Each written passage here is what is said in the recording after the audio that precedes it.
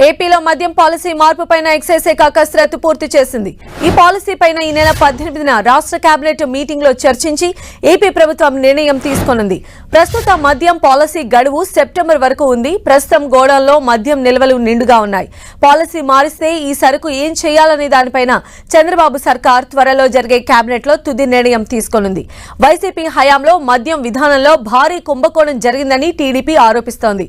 నాసిరకం బ్రాండ్లతో మద్యం ప్రియుల ప్రాణాలతో వైసీపీ చెలగాటమాడిందని టీడీపీ నేతలు విమర్శిస్తున్నారు. ఇక ప్రభుత్వం మారిన తర్వాత కొన్ని బ్రాండ్లు మద్యం షాపుల్లో అందుబాటులోకి రాగా మరికొన్ని బ్రాండ్లపైన ఇంకా నిషేధం ఉంది. దీనికి సంబంధించిన మరింత సమాచారం మా ప్రతినిధి జయరాజ్ మనకు అందిస్తారు. జయరాజ్. సంజయ్, ఆంధ్రప్రదేశ్లో మద్యం ప్రియులకు కొత్త ప్రభుత్వం గుడ్ న్యూస్ చెప్పబోతా ఉంది. దీనికి సంబంధించినటువంటి కసరత్తు అంతా ఎక్సైజ్ శాఖ పూర్తి చేసింది. ఎప్పుడు ఈ కొత్త మద్యం విధానం అమల్లోకి వచ్చేటటువంటి అవకాశం ఉందనే దానికి సంబంధించి ఈ నెల 18వ తేదీన జరగబోయే రాష్ట్ర కేబినెట్ సమావేశం తర్వాత నిర్ణయించే అవకాశం ఉంది. మొత్తం మీద గత కొంతకాలంగా గత 5 ఏళ్లుగా ఉన్నటువంటి బ్రాండ్లన్నీ, నాణ్యమైనటువంటి మద్యం బ్రాండ్లన్నీ ప్రభుత్వం నిషేధించింది. సొంత బ్రాండ్లకి ప్రయారిటీ ఇచ్చింది. ఎక్కడికక్కడ సొంత బ్రాండ్లు, నాసిరకం బ్రాండ్లు అని చెప్పేసి అటు టీడీపీ, జనసేన కూడా అప్పట్లో ఆరోపించినటువంటి పరిస్థితి.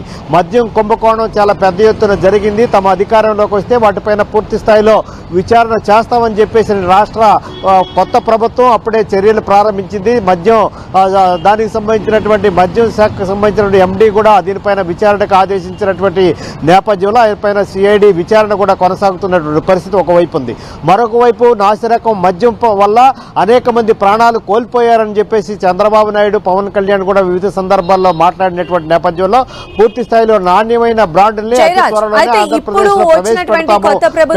కావాల్సిన కసరత్తు అంతా కూడా పూర్తి అవుతుంది. ఎలా ఉండబోతుందంటే ఏం చెప్తారు సంజయ్? కొత్త పాలసీ ప్రకారం నిర్ణయం ఇంకా జరగాల్సి ఉంది. దీనికి సంబంధించినటువంటి ఎక్సైజ్ శాఖ అయితే పూర్తి కసరత్తు పూర్తి చేసింది.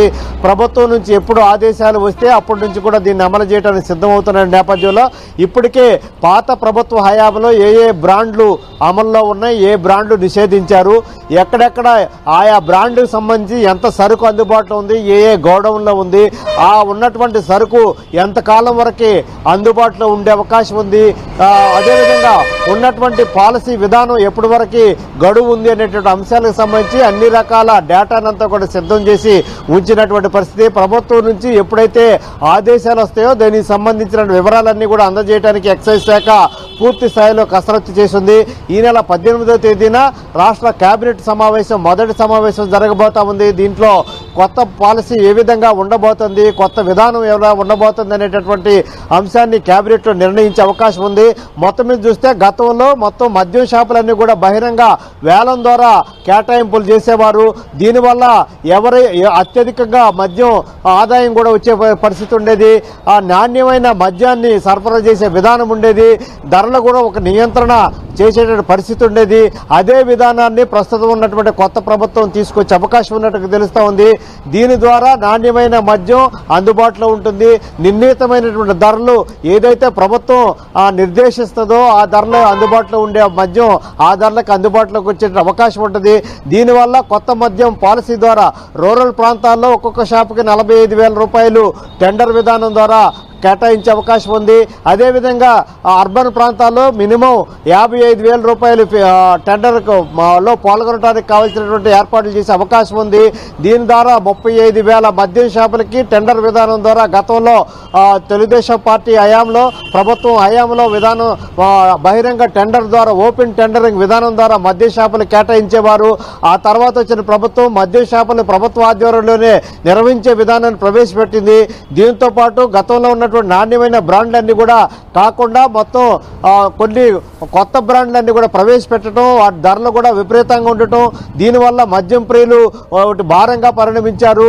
అదేవిధంగా సరఫరా చేసే ప్రభుత్వ ఆధ్వర్యంలో సరఫరా చేసే మద్యం కూడా నాసిరకంగా ఉండటం వల్ల ఆ మద్యం తాగిన చాలా మంది మృతి చెందినట్లు కూడా ఇటు టీడీపీ నాయకులు అటు జనసేన నాయకులు అనేక సందర్భాల్లో ఆరోపించినటువంటి పరిస్థితి ఉంది. దీనిలో మద్యం కుంభకోణం పెద్ద ఎత్తున డిజిటల్ పేమెంట్ కాకుండా నగదు రూపంలోనే ఈ పేమెంట్లు చేయటం, అదేవిధంగా వివిధ బేవరేజెస్ నుంచి కొనుగోలు చేసే మద్యం విధానంలో కూడా కొనుగోళ్లలో కూడా అటు తెలంగాణకి ఇటు ఆంధ్రప్రదేశ్ కూడా చాలా పెద్ద ఎత్తున ఆ కొనుగోళ్లలో కూడా తేడాలు ఉన్నట్టు ధరల చెల్లింపులో కూడా చాలా వ్యత్యాసం ఉన్నటువంటి నేపథ్యంలో మద్యం కొనుగోళ్లలో భారీ ఎత్తున కుంభకోణం జరిగింది. వాటన్నిటిపైన విచారిస్తాం, బాధ్యులు ఎవరైతే ఉన్నారో వారిపైన చర్యలు తీసుకుంటామని చెప్పేసి కూడా తెలుగుదేశం పార్టీ నాయకులు గతంలో కూడా పేర్కొన్న నేపథ్యంలో ఇప్పుడు తెలుగుదేశం కూటమి అధికారంలోకి వచ్చింది. దీనిపైన సమగ్ర విచారణ జరిపే అవకాశం ఉంది. ఇదే కాకుండా నాణ్యమైన బ్రాండ్ని మద్యం ప్రియులకు అందుబాటులో తీసుకురావడానికి కావాల్సినటువంటి ఏర్పాట్లన్నీ కూడా జరుగుతూ ఉన్నాయి.